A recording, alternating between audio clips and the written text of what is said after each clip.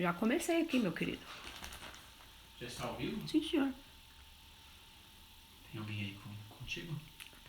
Tem você aí, ó. Você é a maçã. Você parece um quadro aí atrás.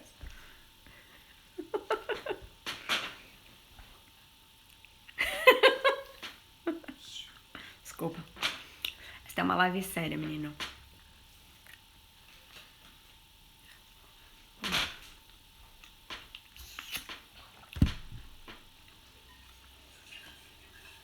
Não vai fazer ela comendo, né? Não. Não vai aparecer mastigando. Não, pai. Não vou, pai. Bom, Então vai ter as comidas. eu vou fazer rapidinho e soltar no YouTube. Bom, olá, boa noite. Tudo bem?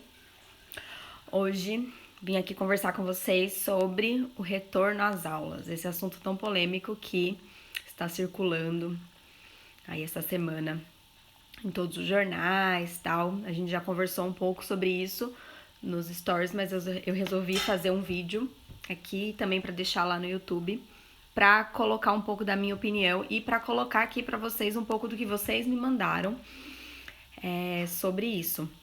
Então, eu anotei aqui algumas coisas que vocês me mandaram e eu vou colocar aqui nesse vídeo e falar um pouco da minha opinião sobre isso, tá?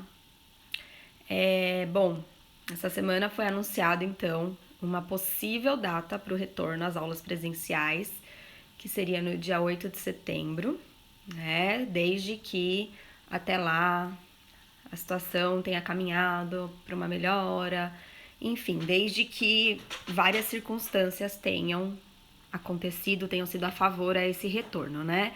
Eu achei a fala do secretário, assim, coerente quando ele afirma e deixa claro que tudo depende de como estará lá, tanto que a data do anúncio oficial do retorno ou não vai ser no dia 4 de setembro.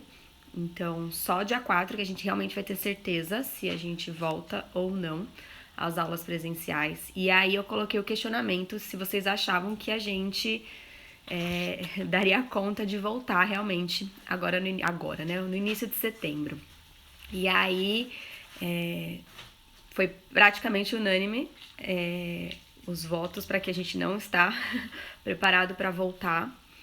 E aí disso eu trouxe algumas reflexões, né? E um dos pontos que a gente refletiu foi também sobre a possibilidade de reprovação geral de todos os alunos esse ano, para que esse ano seja refeito no ano que vem, né? Então, vamos lá. A primeira coisa que a gente conversou sobre isso, que eu recebi, é a questão da falta de estrutura. Então, como nós já não temos normalmente uma estrutura viável, questão de disponibilidade de recursos mesmo dentro da escola para garantir a segurança, a saúde dos funcionários, dos professores, das crianças, né? Então, foi levantado bastante essa questão de que normalmente a gente já não tem nem sabão na escola para lavar a mão direito, falta papel às vezes para enxugar a mão, os bebedouros são sempre, né, as crianças utilizam coletivamente, enfim, a gente já não tem essa estrutura para dar conta desse aspecto, né? Também algumas escolas não contam nem com espaço externo para que as crianças possam ficar nesse espaço externo ao invés de ficarem dentro da sala de aula, né? Então, essa questão estrutural é uma coisa que já começa impactando, né? Como que a gente vai dar conta? Se a gente já não dava antes, como é que agora a gente vai dar conta? E aí vem a questão da redução do número de crianças por sala, que também é uma ordem que tem que ser cumprida para que volte. Então, vai ter um percentual máximo de crianças por professor que vai poder entrar na sala. E aí a gente pensa como que isso vai funcionar, né? Como que a gente vai definir essa coisa de números de criança? Existem escolas que tem 10 crianças na sala. A minha turma tem 35. Então, como que vai ser feito esse rodízio? De que forma ele vai ser organizado? Enfim, eu acho que a gente cai naquela questão de por que estamos voltando?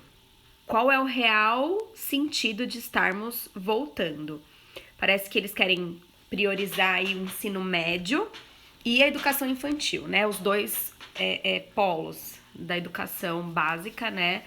E aí a gente meio que vê nas entrelinhas qual é o objetivo, que é o ensino médio quer voltar, por quê? Porque tem vestibular, tem Enem e, né, tá difícil os adolescentes aí realmente acompanharem o conteúdo, então tem que voltar com o ensino médio.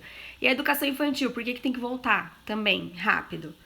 Porque as famílias precisam trabalhar e não tem com quem deixar as crianças. Então, é aquela questão assistencialista, onde nós, da escola, vamos ter que ficar com essas crianças porque as famílias estarão trabalhando. Então, a gente vê que o real significado não é, talvez, a garantia da educação, da aprendizagem das crianças. É, sim, ficar com elas para que as famílias possam ir trabalhar, tá? E, assim, tão errados? Não, né? Não é que o governo está errado de pensar assim, nem as famílias. Se a gente for pensar mesmo, é uma situação que leva a outra.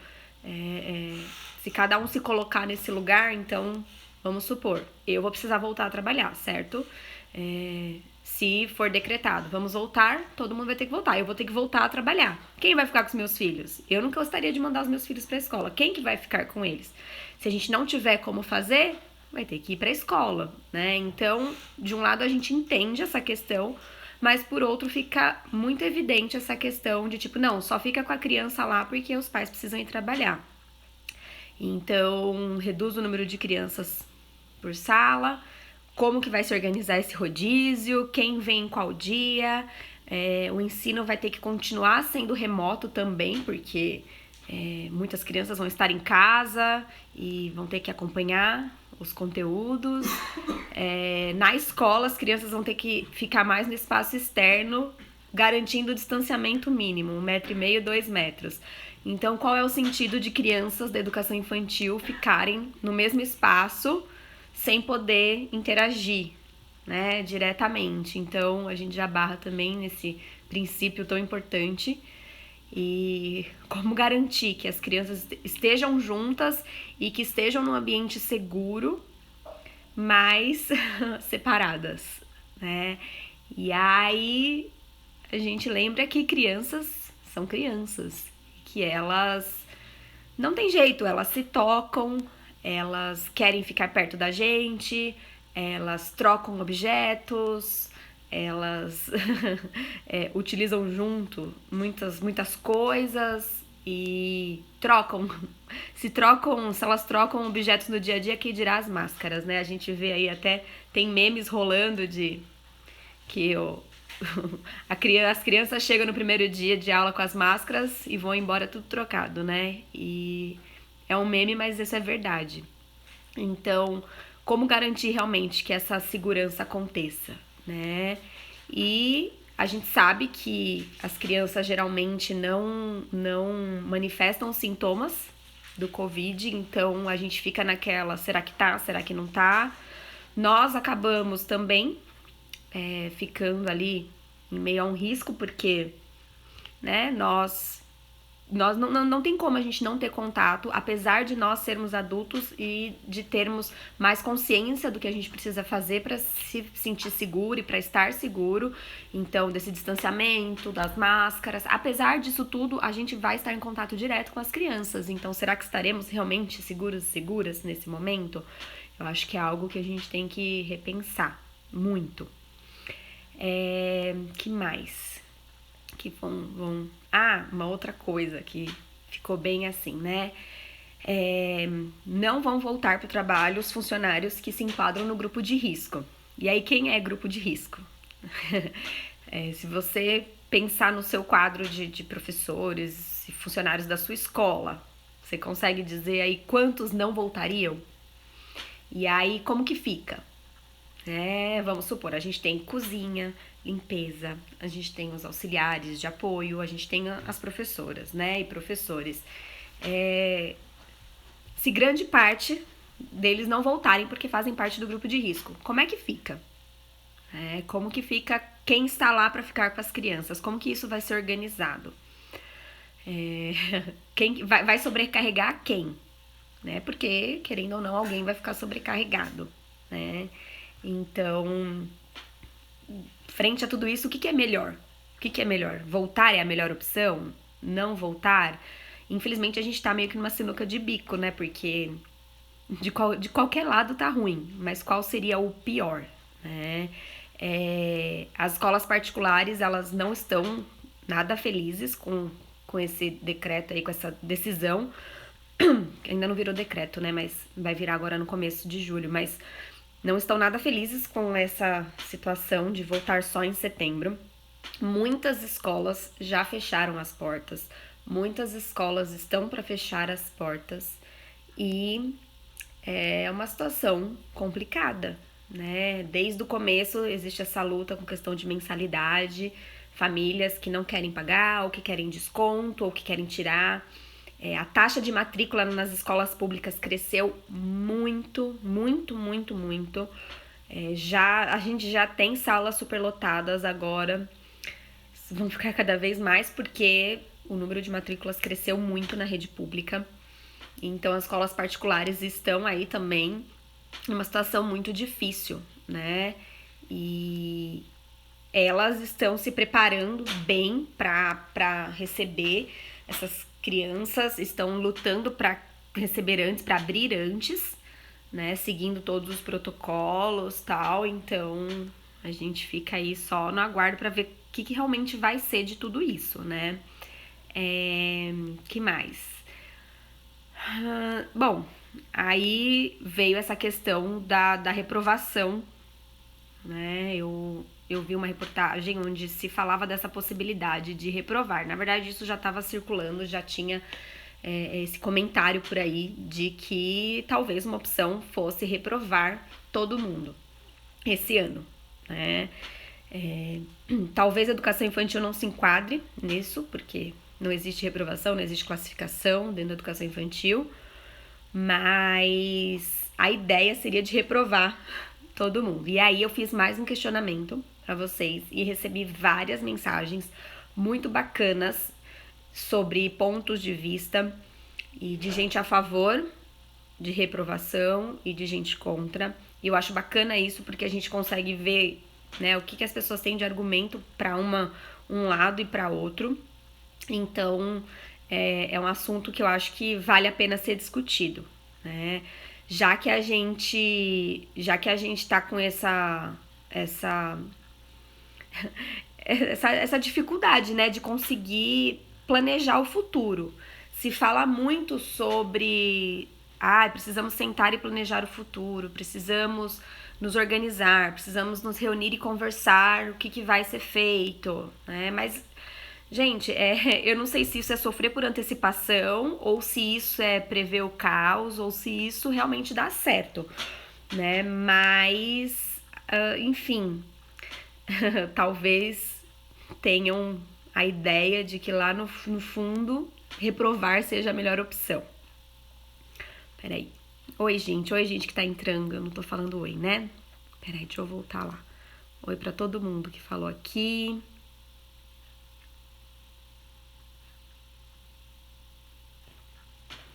Obrigada, Bruna. Oi, Miriam. Miriam, a gente tá falando sobre o retorno às aulas, que a gente meio que falou nos stories essa semana, que o secretário se pronunciou com a data, né, a possível data de retorno às aulas presenciais, e a gente está discutindo um pouco disso. Então eu levantei alguns aspectos que vocês me trouxeram durante a semana, nos directs e mensagens sobre o retorno às aulas, e nós estamos, na verdade eu estou aqui colocando pontuando o que vocês me trouxeram, tá? Atividade em família. Oi, Aninha. Oi, Gé. Oi, Ma.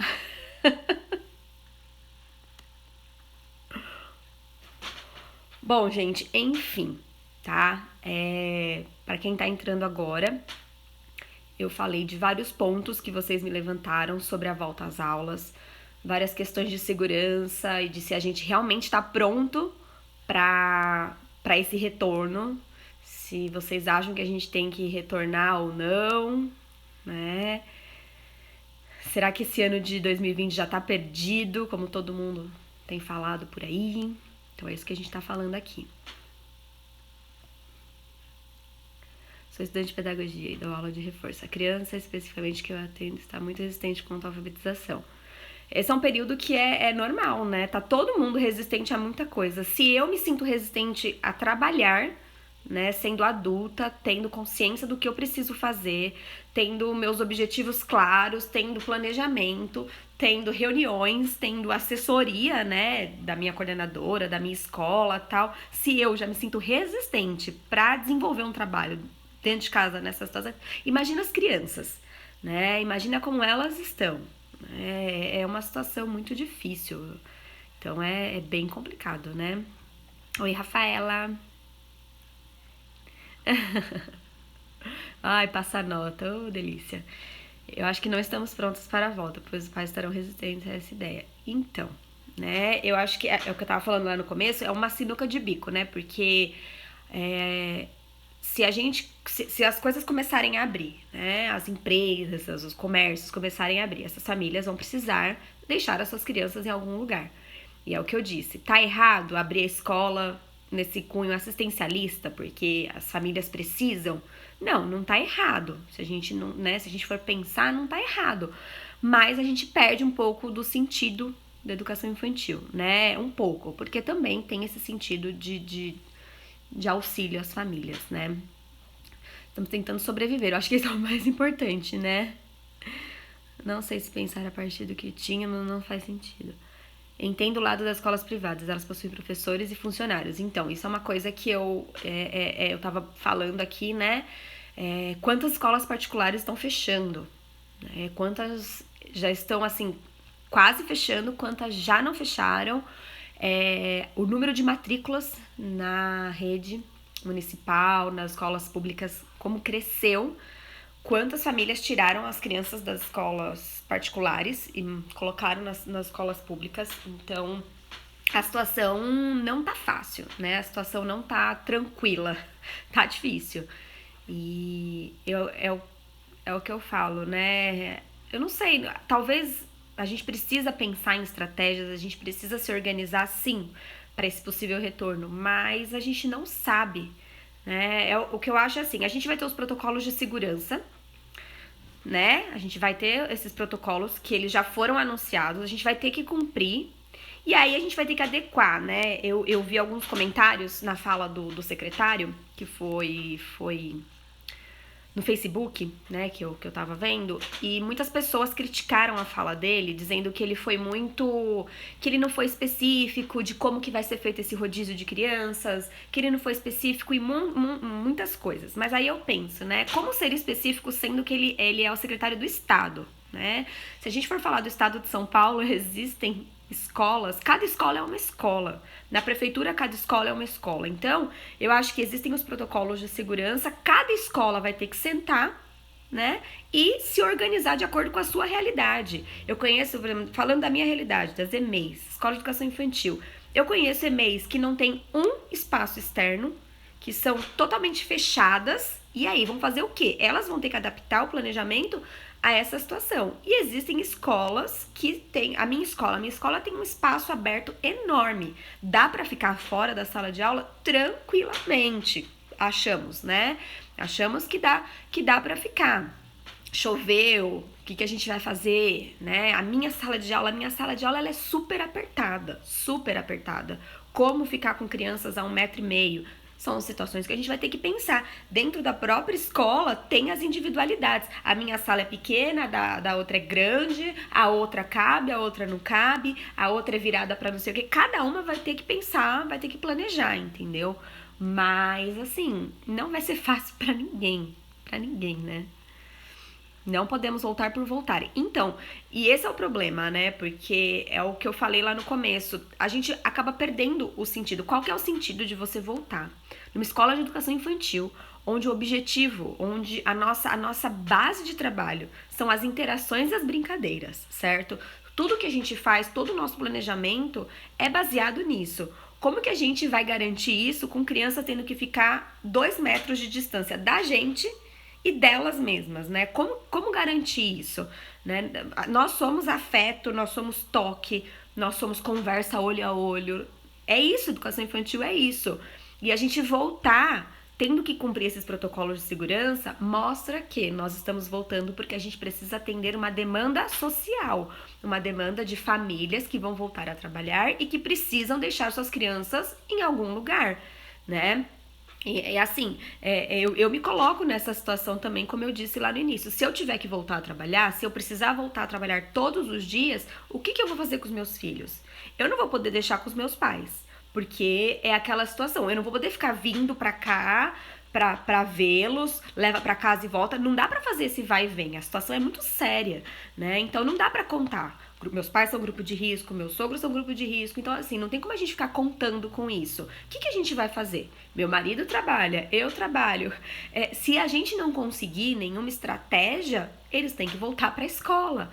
E como que eles vão voltar pra escola no meio dessa situação? Então, assim, pra todo mundo, essa situação tá confusa, né? É meio que aquilo assim, você começa a planejar, você começa a colocar os seus planos, só que você chega num lugar que você fala, não, volta, não vai dar certo. Aí você começa de novo, volta, sabe, não vai dar certo. Então, assim, infelizmente a gente tá nessa sinuca de bico, sabe? Esse momento é muito complicado. Tem alguns momentos eu acho que não sou capaz de ensinar, mas tem que estamos passando por uma crise. Não, com certeza. Esse momento é um momento de crise. Não dá pra gente se avaliar enquanto nada nesse momento. É aquilo de tentar sobreviver, sabe? Ele não vai ser específico, porque acredito que vai até dia... Eu também não sei. Eu não sei se a gente vai voltar em setembro, gente. Com o comércio sendo aberto, a gente tá vendo a situação que tá acontecendo na cidade, né? Os aglomeramentos, o pessoal que não tá cumprindo, o pessoal que não tá respeitando. Infelizmente, na minha projeção, não sei se vocês me acompanham nisso, mas infelizmente eu acho que o número de casos vai aumentar muito, muito. Né? Se a galera já não estava cumprindo a quarentena quando era obrigado, agora então a galera vai cumprir muito menos. Então a gente vai ter um aumento no número de casos e a gente vai ter que lidar com essa situação. Então, assim, talvez a gente nem volte, sabe? Eu não sei nem se a gente deveria voltar esse ano. Sinceramente, sabe, gente? Sinceramente. E aí a gente entra na questão da reprovação, que eu já vou falar com vocês, tá? Aqui em Minas a educação infantil está com PET. Ô, Miriam, o que é PET? Me explica, por favor. Esqueci de perguntar quando você falou da outra vez. Boa noite, Clown. Aqui no Rio, já teve um decreto que não voltará até dezembro. Olha aí, ó, tá vendo? Mas até lá tudo pode mudar. Então, tudo pode mudar. Cada dia é uma novidade. A gente não pode ter certeza de nada. Na verdade, a única certeza que a gente tem é que a situação tá difícil, né? Qual escola da prefeitura eu leciono? Então... Eu procuro não falar, né, pra não ficar meio assim, mas é da Adre Ipiranga, tá? Trabalho na Adre Ipiranga. Mas já trabalhei na Adre Fó, Freguesia do Ó, já trabalhei no Tremembé, já estou na Tremembé, e agora estou na Adre Ipiranga. Nossa escola é super pequena, aqui não tem previsão ainda na Bahia. Então, como fazer, né? Olha lá, marido participando. Qual o peso que essa ausência no período maior de 4, 5, 6 meses traz no aprendizado nesse período inicial de ensino? Então, isso depende para quem que a gente está falando, né? Cada etapa da educação vai ter uma ausência diferente. A educação infantil é a questão da interação, é a questão do contato social, do convívio, né? Do quanto as brincadeiras desenvolvem a criança e agora ela está sendo privada desse contato. Ela tem um contato que é com o seu primeiro núcleo social, que é a família, que é muito importante, mas que ela precisaria de um outro contato social para se desenvolver também. Então ela vai ter esse prejuízo, mas que ela recupera, né, ela vai recuperar. Não é uma questão de tipo, o ano acabou para a educação infantil. Não. Aí, assim, o ensino fundamental 1 tem essa questão da alfabetização. Muita gente está preocupada com a alfabetização. Eu acho que não há necessidade dessa preocupação, assim, severa, de meu filho não sabe ler, meu filho não sabe escrever. Calma, né? Ninguém aqui tá obrigando ninguém a aprender a ler e escrever, mas a gente teve que se adaptar a uma situação. Ninguém tá tendo culpa dessa ausência de ensino, né? E eu acho que, assim, em todos os segmentos da educação básica já existia necessidade muito antiga de se rever conteúdos e currículos. Isso não é de hoje. Isso eu já falo há muitos anos, que a gente já tem que rever currículo da educação básica num geral, né? O currículo ele é muito lindo no papel, ele é muito lindo nas propostas, mas na prática ele não acontece. Então tá na hora sim do ensino fundamental, do ensino médio, rever os seus currículos, rever as metodologias utilizadas, né? Então a gente tá muito acostumado num currículo conteudista, onde no fundamental e no médio a criança tem que sentar e aprender a ler, aprender a escrever, aprender a conta, aprender pro vestibular, aprender. E será que isso realmente traz significado para a vida dessa criança, desse adolescente? Então, eu acho que essas ausências, elas são muito específicas. E eu acho que cabe a cada segmento reavaliar o seu conteúdo, né? Diluir ele em outros momentos, rever a importância real desses conteúdos e como eles seriam aplicados e como eles podem ser aplicados agora. Enfim, isso é uma coisa muito específica para cada segmento da educação, né? O problema é que eles mandam, mas não pegam a realidade da escola.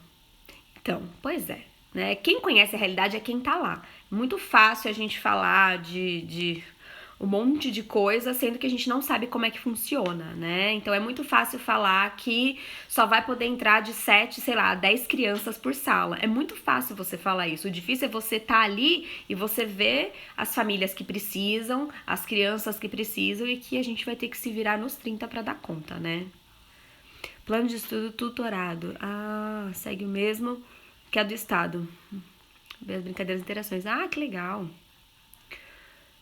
Nesse momento, muitas crianças devem ter dificuldades também na aprendizagem por conta dos pais, por não terem um bom relacionamento. Eu vejo muitas mães desesperadas quando a criança ler e escrever. Então, uma coisa que eu percebo é que, assim, eu sinto que as famílias estavam totalmente alheias às suas crianças. Agora que elas estão 100% em casa, as famílias estão percebendo as dificuldades que as crianças já carregavam, né? Não é porque ela tá em casa agora que agora ela tem dificuldade de se alfabetizar. Não é assim que acontece, sabe? A alfabetização, ela é um processo muito maior, por exemplo, né? Então, assim, nossa, meu filho não sabe ler, não sabe escrever. Então, não é uma coisa de hoje. Parece que agora as famílias estão olhando para suas crianças e percebendo as dificuldades das crianças e percebendo as suas dificuldades em lidar com as dificuldades das crianças, né? Então, é mais uma coisa que eu sempre falei. As famílias precisam estar alinhadas com as escolas, né? Ninguém aqui é obrigado a ser um professor, uma professora, a ser um especialista em educação. Não é isso. Mas as famílias precisam estar alinhadas com a escola. A escola, para mim, seria obrigatório as escolas oferecerem formação para os pais. Não formação pedagógica, mas uma formação de conhecimento, de entender a proposta, dos pais participarem de uma forma ou de outra, dos pais entenderem quais são as propostas da escola, qual é a metodologia, qual que é a importância, sabe? Parece que só agora a escola tem importância, sabe? Parece que só agora faz sentido certas coisas. Então, isso é uma coisa que já devia ter sido formada para as famílias. Não foi. Então, a gente carrega esse peso de a gente não ter tido essa formação para as famílias, entendeu?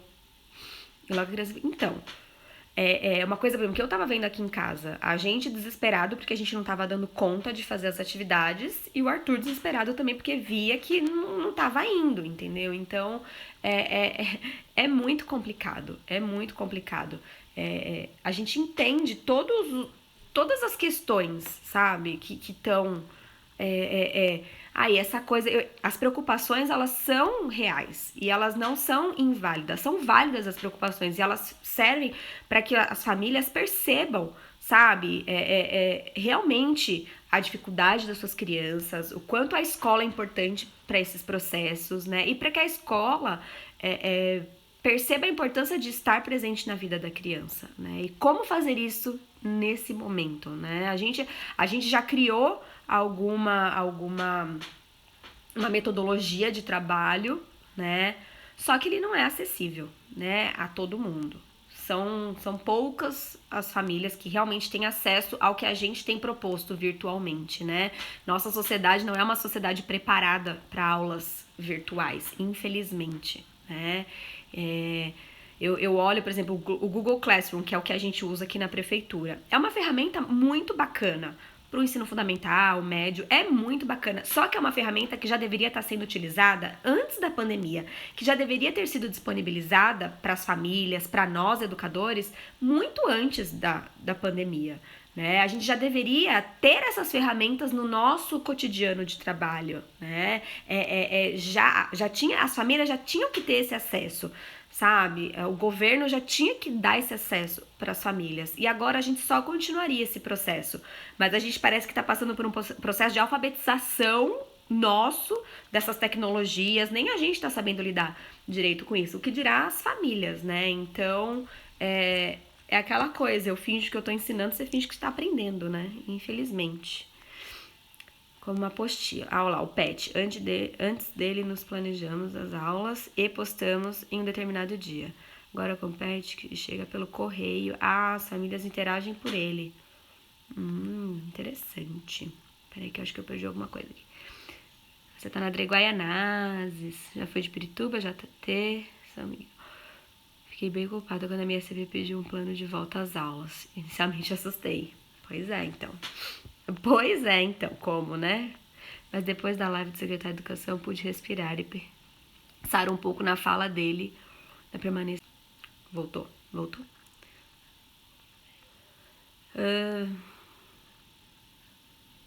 Aqui não. Acredito sim que a fala de retorno foi muito mais para dar um respiro pela pressão. Exatamente, né? Eu acho que faltava um posicionamento referente à educação, né? E assim, tá todo mundo muito afobado. Eu acho que a gente tem que ter calma, gente. Tem que ter calma. A gente não sabe de nada o que vai acontecer, né? E a gente tem que ir um dia após o outro. Eu acho que é um dia após o outro. Eu só tenho uma coisa a dizer. Parabéns pra vocês, professoras, por tudo que faz pelas crianças. Obrigada, Mari. Realmente não é fácil, né? Falar um pouco da reprovação, antes que eu esqueça de falar sobre esse assunto, que para mim é um assunto que mexeu muito comigo, né? De ver na reportagem que as famílias estavam cogitando pedir a reprovação das crianças esse ano, que achavam que a melhor opção para esse ano seria que todos fossem reprovados. E aí eu fico pensando, meu Deus do céu, será que as pessoas entendem o peso de uma reprovação, né, em todos os sentidos, né? Isso é uma coisa muito séria, muito densa, sabe? Que a gente tem que pensar muito bem. São vários fatores que entram nesse assunto reprovação. E o que eu acho, eu coloquei a minha opinião, recebi opiniões contrárias também, eu acho bacana. Eu entendo, né? Mas se a gente for pensar, realmente, gente, 2020 vai ser um ano perdido, num aspecto geral, tá? Pensando que muitas famílias não têm acesso, muitas crianças não estão seguindo, mesmo as que têm acesso, a gente não pode garantir uma aprendizagem significativa nesse período, a gente não sabe se elas estão realmente tendo uma aprendizagem significativa, sabe? Se a pessoa ela não tem ferramentas necessárias, a grande maioria das famílias não tem um computador com acesso à internet, é um celular de alguém da família, muitas vezes a família tem 2, 3, né, 2, 3 crianças para dividir esse celular, que é da mãe, que é do pai, que é do sei lá de quem. Então a nossa realidade ela é outra. Então a gente não tá conseguindo realmente atingir a população, atingir quem precisa, isso é fato, isso é fato. Então, se a gente for pensar em linhas gerais, 2020 é um ano perdido? É um ano perdido para muitas coisas.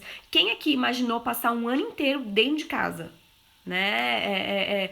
Muitas empresas indo à falência, muitas escolas fechando, muitas famílias não tendo o que comer, né? Então, tem família que não tá conseguindo comer. Como que você vai pedir para essa família postar uma lição? Entendeu? Então, pode ser que seja um ano perdido. Então, o que a gente pensa? Então, vamos refazer o ano que vem, né? Mas eu tenho as minhas dúvidas se o governo vai bancar, vai custear um novo ano, né? Porque isso onera os cofres públicos. E eu tenho, assim, quase certeza que o governo não faria isso, né? Não gastaria o seu dinheirinho, que ele já não investe na educação há muitos anos, para custear mais um ano, né? A repetição de um ano. Então, pensando por esse aspecto, eu acho que já não aconteceria. Pensando nas escolas particulares, será que as famílias que já agora estão tendo tanta dificuldade em pagar mensalidades, já estão aí lutando até na justiça para a redução de mensalidades, elas vão pagar novamente o ano, né? Vão pagar mais um ano? Lembrando que 2021 não vai ser um ano de glórias, né? Vai ser um ano de recessão, vai ser um ano de crise também, né? De pós-crise aí, se Deus quiser, vai acabar em 2020, mas a gente vai carregar essas coisas de 2020. Então não vai ser um ano que, nossa, todas as escolas vão reabrir, todas as famílias vão voltar a pagar a mensalidade. Gente, normalmente as escolas particulares já têm uma taxa de inadimplência enorme. Então, agora, tá assim, a situação, ela está feia, realmente. Então, pagar um novo ano, se a gente for pensar na questão financeira, eu acredito que nem o governo com as escolas públicas, nem as escolas particulares teriam como fazer um novo ano, né? E aí a gente pensa em termos psicológicos, de você reprovar uma criança. Tudo bem, mas elas têm que entender que não é reprovação, né? Gente, a culpa não é da criança por ela não estar conseguindo atingir. Não é nem do professor, não é de ninguém. Não é da família, não é da escola. A culpa não é de ninguém. A culpa é desse vírus que veio e que nos obrigou a viver nessa situação. Então, o que desse ano de 2020 a gente pode retirar? Né? Mesmo que seja ruim, de coisas ruins, o que a gente pode retirar para transformar num aprendizado? De coisas boas, o que a gente pode tirar para transformar em aprendizado? O que realmente é essencial dentro do currículo, que é indispensável para todas as etapas? O que é indispensável? Então a gente senta, enquanto educadores formados, especialistas naquilo que a gente trabalha, e a gente junta com a nossa escola e fala: o essencial é isso, isso e isso. De que forma isso pode ser diluído no novo ano? Em 2021, todo mundo seguindo o seu ano base, né? A gente pode diluir esse assunto aqui, transformar esse ali, fazer esse aqui, entendeu? Então, assim, eu acho que a gente tem que pensar muito mais a fundo em como recuperar do que simplesmente reprovar e reprova todo mundo, entendeu? Então, assim, ter calma e realmente colocar a cachola para pensar, sabe? Então, eu já recebi algumas mensagens assim: meu Deus, mas meu filho tá no pré-2, tá no primeiro ano, tá no segundo ano e não sabe ler. Gente, calma, a alfabetização é um ciclo. Ele não se encerra no primeiro ano, né? Ele se inicia no primeiro ano, o processo de alfabetização. Ele pode se concretizar no segundo, no terceiro ano, né? A meta é que seja no segundo ano, mas é um processo. E a alfabetização é uma coisa individual de cada criança, né? Então, existem até vídeos que estão rolando aí na internet de professores muito bem gabaritados, dando dicas para você trabalhar com a sua criança, não de forma metodológica, de forma didática ali, mas no seu dia a dia, como trabalhar com a sua criança a alfabetização, entendeu? Existem várias formas, né? Então, ter calma, gente. A gente às vezes já, mas meu filho não sabe ler, acabou o ano. Não, calma, vamos com calma, né? Peraí que eu tô perdendo várias coisas aqui. Estamos na incerteza e, como sempre digo, brincando, mas tem um fundo de verdade. Se sobrevivermos a esse caos, não é? Tiraremos de letra os demais, não é? Então, pois é. Uma frase que eu ouvi da mãe de uma criança da sala do Mateus, né? Por exemplo, as aulas de inglês. Tá sendo super difícil pro Matheus, até pro Arthur, porque, gente, é uma língua diferente. A professora começa a aula falando inglês e termina em inglês. Virtual, trava, ela fala uma palavra, a gente não entende, e tem que fazer a atividade do livro. E aí fica nervoso porque não entende. São vários conteúdos. Eu acho as aulas de inglês, assim, super legais, só que são difíceis. Eu assisto as aulas que as professoras montam pra eles, são super bem elaboradas, o conteúdo é super bacana, até eu fico lá prestando atenção pra aprender, só que é difícil, são muitos conteúdos. E aí uma das mães falou assim, gente, se meu filho terminar a pandemia sabendo contar de 0 a 10, sabendo as cores, eu já tô feliz, sabe? Então é isso, não superestime, não se coloque grandes expectativas, sabe? Use o que você tem ali no seu real como aprendizado, eu acho que é isso que vale a pena, né? Obrigada, Aninha. O ano já não começou bem, pois é, Miriam. Pensando nessa virtualização do ensino, hoje obrigatório, mas fora dessa pandemia, uma tendência. Como você acha que isso vai funcionar no futuro? Qual a visão ideal? Nossa, amor, você tá inspirado hoje, hein? Parabéns! Então, é o que eu falei. Eu acredito, eu sou uma grande defensora da inclusão de recursos tecnológicos, para a educação. Eu acho que é essencial. Nós vivemos numa era digital, nós vivemos na era da tecnologia. Não adianta, ai, mas nossa, na minha época não tinha celular, na minha também não. Só que hoje a criança já nasce sabendo mexer no celular. Não que ela já tenha que ficar no celular, isso é uma coisa que eu já falei em vários vídeos sobre a minha opinião sobre o uso de, né, tecnologias, mas as ferramentas que a gente tem na tecnologia são fundamentais para o futuro. Sabe quando a gente falava, tipo, no nosso currículo, falar inglês era uma coisa, era um must, né? Nossa, você fala inglês, parabéns. Hoje, falar inglês é parabéns? Não, falar inglês é o mínimo, às vezes, que você tem para fazer, né? Que você tem que ter ali no seu currículo. A tecnologia é isso. Então, por exemplo, a gente edita um vídeo, a gente faz uma edição numa foto, a gente usa um recurso de conversa online, né? Nossa, isso aí pra gente é o máximo. Gente, isso aqui no futuro vai ser nada pra eles. Eles vão ser editores 1000 vezes melhores do que nós, eles vão ser, sabe, produtores de conteúdos muito melhores do que nós. Então, nós temos que oferecer essas ferramentas. Então, como eu disse, o Google Classroom, ele já tinha que fazer parte da nossa vida há muito tempo. Já tinha que ter esse tipo também de educação online, né? Utilizar esses recursos online com as crianças, virtuais, né? A gente até já viu aí tendência de ter ensino à distância para Fundamental 2 e médio. Isso eu já acho um exagero. E meu medo nesse momento é esse, é de que o governo veja, tipo, nossa, estamos sendo obrigados a ter um ensino à distância. Que tal se a gente implementar aquela nossa ideia de ensino à distância para o médio? Não vai ser mais obrigatório presencial, você pode escolher, igual faculdade, você opta presencial ou EAD, né? Então, assim, a gente não pode nem chegar nesse extremo, mas a gente tem que fazer uso, tem que abordar as tecnologias. Então, às vezes, nas escolas que eu vou, que eu falo que eu raramente utilizo recursos ali na mão, caderno, para fazer as minhas anotações. É tudo por aplicativo. Já fiz vídeo no canal semana passada sobre isso. É aplicativo, é recurso de áudio, é recurso de vídeo, é edição, é isso e aquilo. As pessoas falam, nossa, mas você usa tudo isso? Como que você dá conta? Porque a gente fuça, porque a gente vai atrás. E isso é o mínimo que as crianças vão fazer daqui pra frente. Então, eu acho que é essencial inclusão de tecnologia nas escolas, todas as escolas, principalmente as escolas públicas. Fico pensando no próximo ano como será. Uma diversidade muito grande de dificuldades, tanto de professores como dos alunos. Será que a escola saberá lidar? Não, não saberá. A gente já não sabe lidar com um monte de coisa. É aquilo que eu falo, né?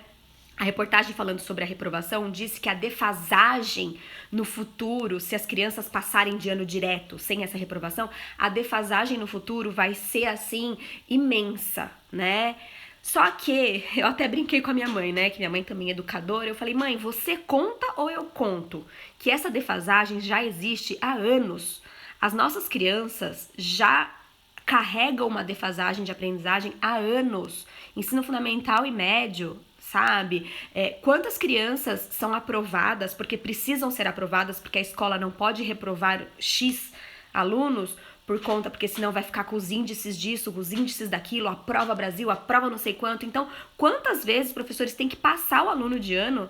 Então, a criança tá no 5º ano e não sabe escrever o nome, não sabe fazer a letra cursiva ainda, do próprio nome, entendeu? Então, essa defasagem, gente, já acontece e ela é a grande realidade, tá bom? Então, infelizmente, as crianças já carregam isso, infelizmente. Não é a pandemia, é o que eu falei, a pandemia veio para deixar claro que existe esse problema na nossa educação, que ela já é sucateada há anos e ela vai continuar sendo, ela não vai ser a prioridade. Não pensem que as propostas são para deixar a educação igual dos países europeus, não é, tá? Então, assim, essa defasagem já acontece. Nós, escola, a gente já não consegue dar conta disso tudo, sabe? A gente já não tem estrutura, a gente não tem professor, a gente não tem suporte, a gente não tem material, a gente tem uma superlotação, que pra mim é um dos maiores problemas dentro da sala de aula. Então a gente já não consegue dar conta.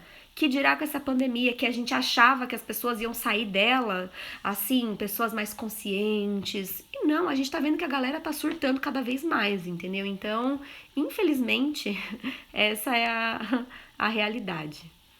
Só existe uma verdade, vamos trabalhar muito, como sempre, né? Como sempre, sobrecarregados. Recursos tecnológicos são excelentes para auxiliar o trabalho, mas ainda não substitui. Exatamente. Nossa, ensino médio EAD. Não, gente, a interação ela ainda é essencial. Quem já fez curso, faculdade ou pós-graduação, EAD, sabe da diferença, que é você fazer um curso totalmente online e um curso presencial. A interação faz falta, gente, faz falta. Então, não dá para chegar nesse extremo. É uma nova geração de seres que precisam de novos modelos de... Exatamente, amor. Ainda bem que você entrou no ramo da educação para trazer essas evoluções, tá? Pra gente. Como está sendo você com seus filhos e com seus alunos? Então, né? Difícil. Com os meninos, a gente entrou num acordo aqui que a gente faz o que dá, do jeito que dá, a gente se esforça. O Arthur é super aplicado, é super participativo. O Matheus é um pouco mais resistente, mas assim, a gente procura seguir, participar dos encontros online, né? Porque deixar alheio também, né? É muito tempo alheio a ver os colegas, escutar a voz dos colegas, da professora. Então, a gente participa, mas não é fácil. Tem dia que não quer, tem lição que não vai. E a gente tá assim, sabe? Então, não deu pra fazer hoje? Tudo bem, sabe?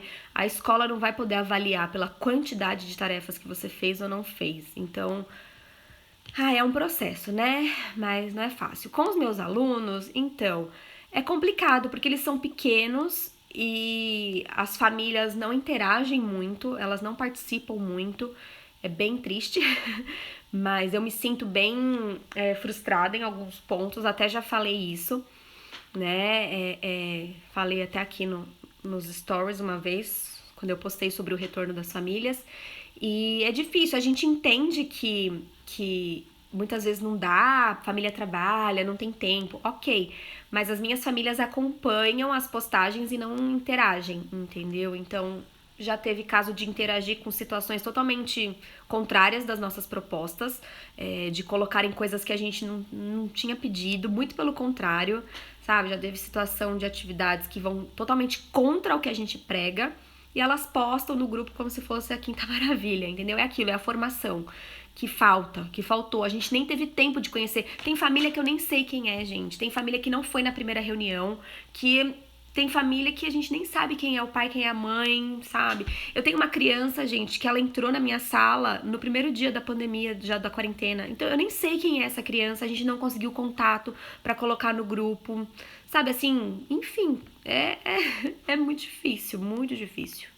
Então, assim, tá sendo e não tá sendo minha relação. A pandemia expôs o que nós, em sala de aula, sabemos há muito tempo, né? Pois é, isso mesmo. Sou fonoaudióloga e trabalho com educação e vejo essa defasagem, que na verdade é uma defasagem que já acontecia na própria escola. É isso mesmo que você falou, a pandemia veio mostrar o que nós já sabíamos, sabe? Isso é uma coisa... Mas assim, eu recebi uma mensagem que realmente minimamente, as aulas presenciais supriam alguma coisa. Por mais que essa defasagem já existisse, a escola ali online, ela supria minimamente, né? Então a criança poderia ir para a escola e ela tinha minimamente ali um recurso, né? Quando tinha aula, enfim, né? Eu sou um pouco fora do ensino fundamental, né? Eu tô muito na educação infantil, mas a gente sabe que as escolas de ensino fundamental estão sucateadas também. Quantas aulas perdidas porque não tem professor de inglês? Quantos professores de geografia dando aula de português, de inglês, de matemática porque não tem professor? Então, assim, já não tava fácil, mas minimamente, principalmente as crianças mais carentes, as crianças mais necessitadas estavam tendo esse contato. Agora, elas provavelmente estão extremamente, assim, alheias ao que tá acontecendo aqui nesse mundo virtual, entendeu?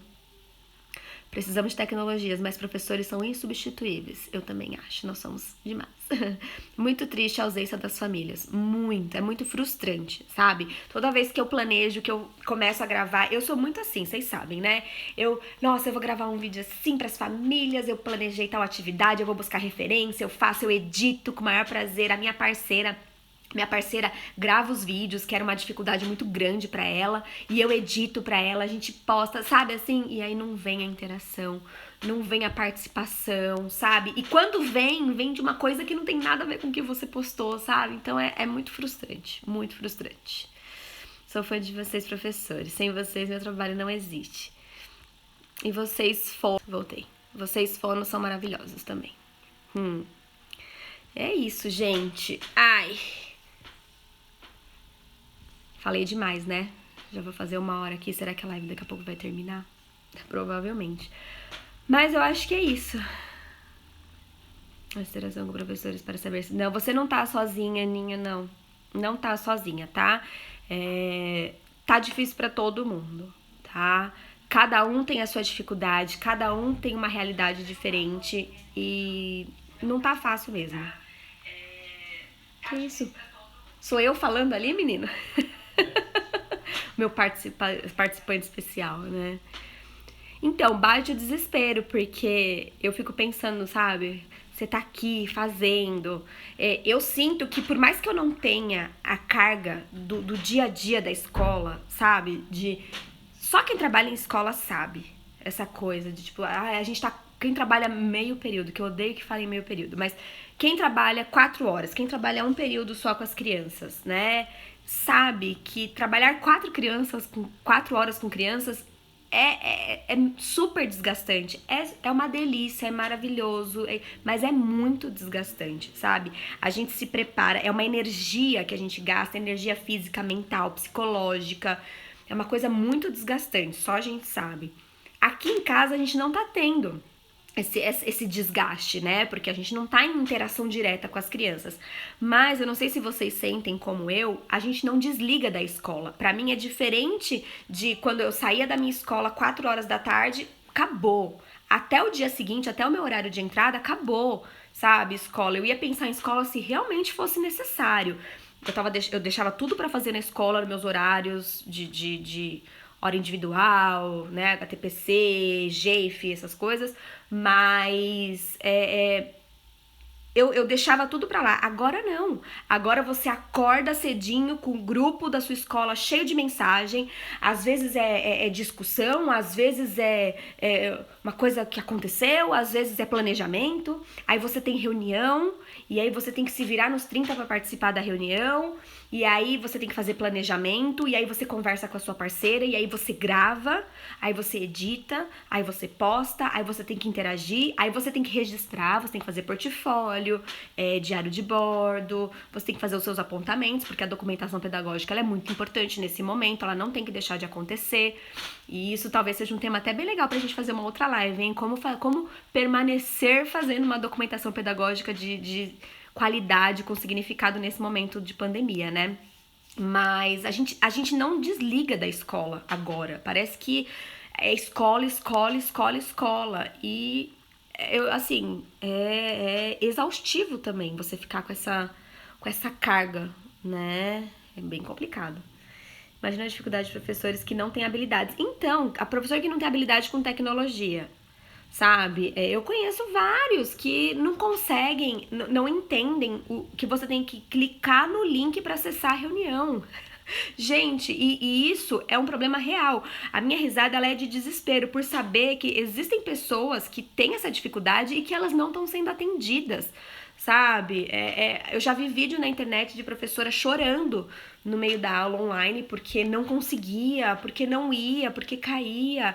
Gente, isso aí é sério, sabe? Então, imagina se nós, professores, que estudamos, que somos minimamente preparados para lidar com a diversidade, se a gente tá assim, imagina as famílias e as crianças, né?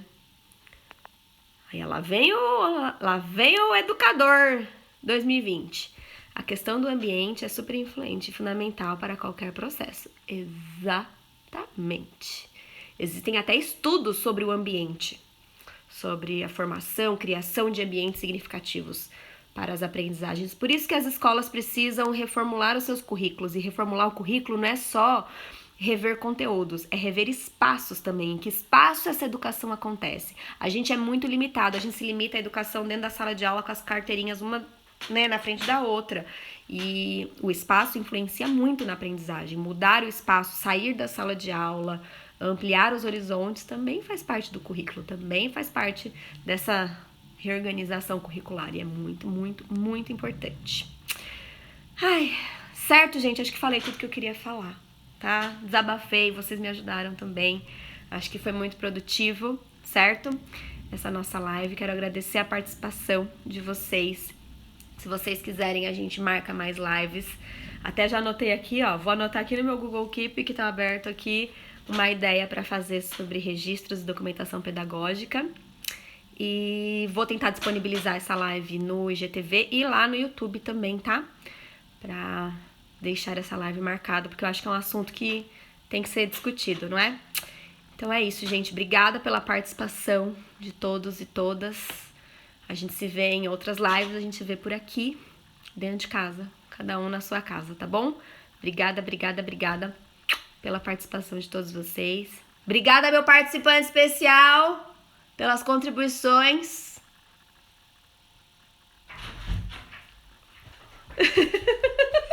Olha lá, ele é... Olha, eu tô aqui também. Obrigada, viu, amor? Ele é o novo educador da parada, viu, gente? Entrou no ramo da educação, não vai sair mais. É um ótimo educador, viu? Vai contribuir muito ainda para uma educação de qualidade. Um comunicador. Vai trazer as tecnologias, né? Ela só tá falando isso porque eu fiz 3 comentários. E porque eu tô tentando que ele edite meus vídeos. Já que ele é editor, né? Ai, ai. Beijo, gente. Ó, 1 minuto pra encerrar. Beijo. A gente se vê.